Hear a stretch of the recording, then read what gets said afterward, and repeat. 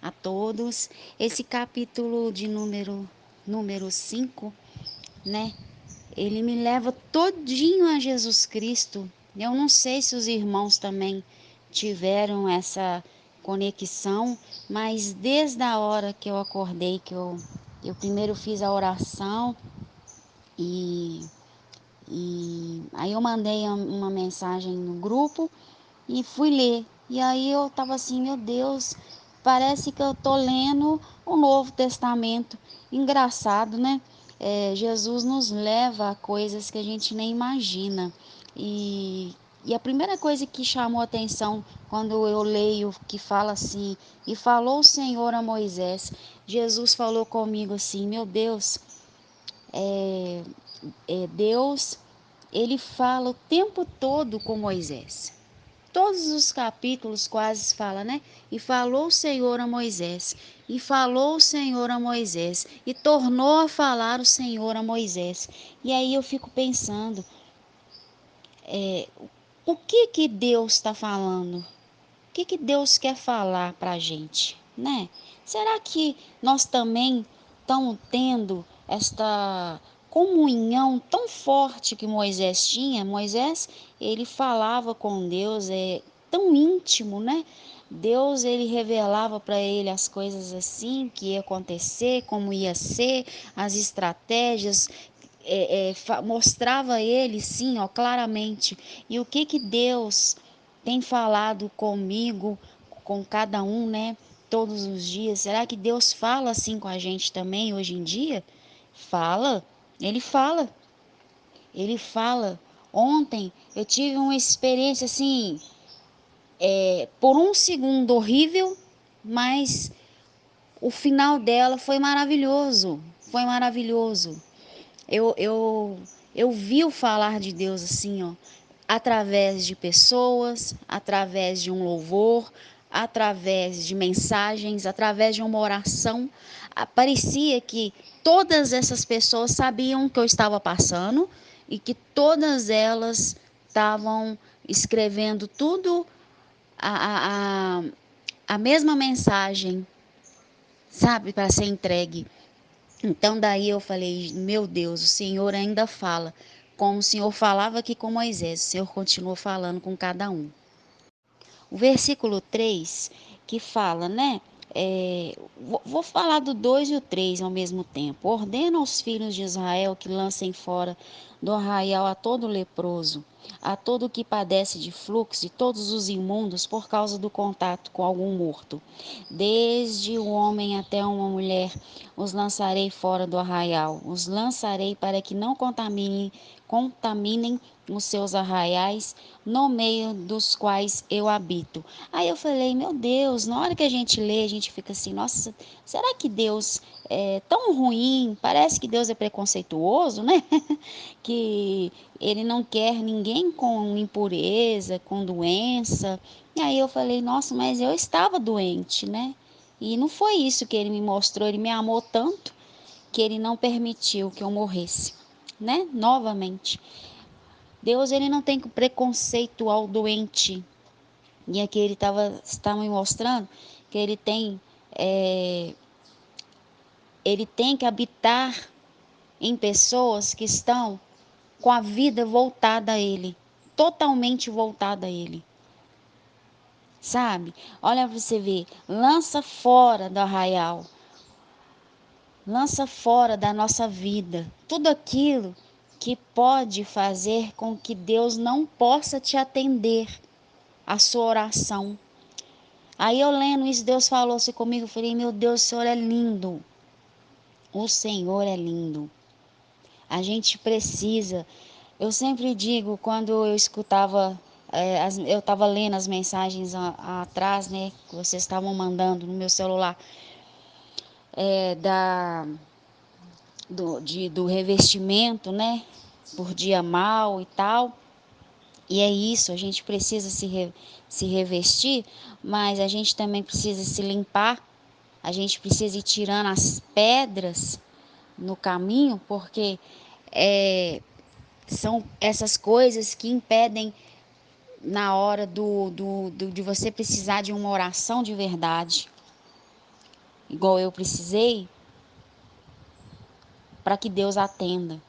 Esse tirar fora é isso, a gente precisa ir tirando tudo que possa impedir o Senhor de nos conceder um milagre, né? Jesus, nosso Deus, ele não tem preconceito ao doente. Pelo contrário, ele ama a todos nós, estando com uma doença gravíssima, com uma coisa mais simples, mas ele precisa que o nosso coração, que o nosso habitar, que a nossa casa esteja limpa para que ele possa habitar e ele possa fazer o milagre.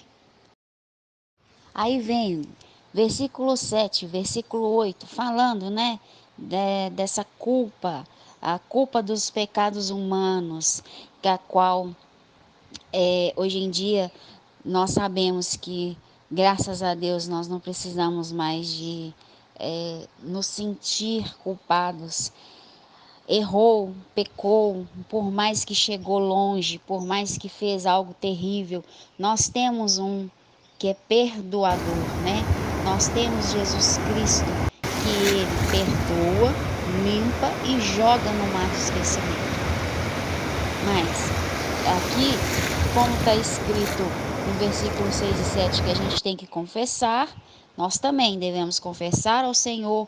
Se for a culpa contra alguém, confessar também para essa pessoa, né? Pedir perdão a ela e nos limpar, para que haja lá atrás, né? Igual eu li no capítulo 4, o Senhor habitando na gente e a gente podendo ter, né, essa certeza que a nossa oração pode ser atendida.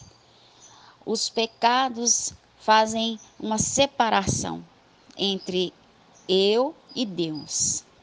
Olha para você ver como que esse capítulo todo ele está relacionado a Jesus Cristo. Esse capítulo todo está relacionado à nossa vida diária, né?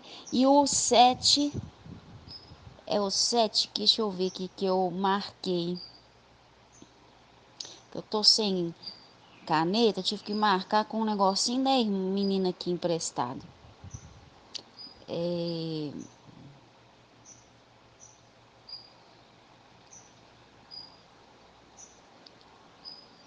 É o da santificação. Ele fala aqui da santificação. Esses próximos versículos. Aqui, ó. E as coisas santificadas de cada um serão suas, ou que alguém der ao sacerdote será seu. Aqui era a forma que eles faziam, né? Para serem perdoados os pecados aqui, né? Através do sacerdote.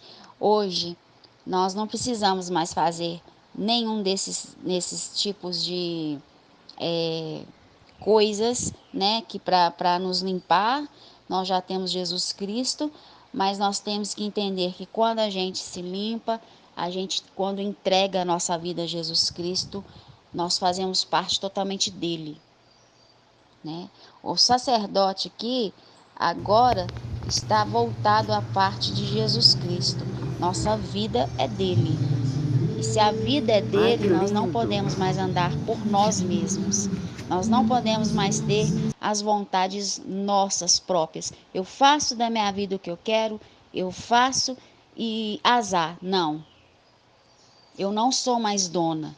É o mesmo que você comprar uma casa, né? E, e aí você coloca uma pessoa lá para morar, para você alugar aquele imóvel. A pessoa ela pode viver ali dentro, tudo, mas ela não pode fazer o que ela quer.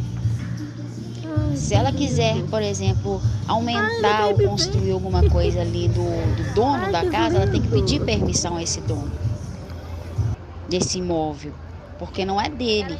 A partir do momento que ele comprar aquele imóvel, é dele, ele faz o que ele quer. Então, Jesus Cristo, ele pagou um preço nos comprando. Então, tudo o que a gente tem que fazer, somente nós temos que dar a direção a ele, pedir a direção a ele e também perguntar: Senhor, é a sua vontade? Porque eu não posso fazer mais a minha. Eu sou sua, eu preciso do Senhor. Lá embaixo no versículo 18 me chamou muita atenção uma coisa, falando, né, da parte da mulher quando ela trai, e aí, olha como que era feito para ser perdoado, né, aquele ato. Aí fala que aquele ato era perdoado ou era exposto ao sacerdote, que traz consigo a maldição e entrará na mão do sacerdote. Aí eu estava olhando, né, e pensando, todo pecado nos traz algo de ruim e todo pecado nos traz uma consequência triste. Então, o bom, irmãos, é a gente viver com a vida plena, a vida santificada, a vida totalmente voltada ao dono, que é Jesus Cristo. Ah, só para completar, o versículo 19, que é a complementação do 18, que fala, né, do pecado, continua falando da mulher adúltera, aqui no caso, do pecado que ela cometeu, que ela não pediu perdão, né? Parece que, pelo que eu entendi, é isso. Fala que do teu marido pela imundície, destas águas amargas, amaldiçoantes serás livre.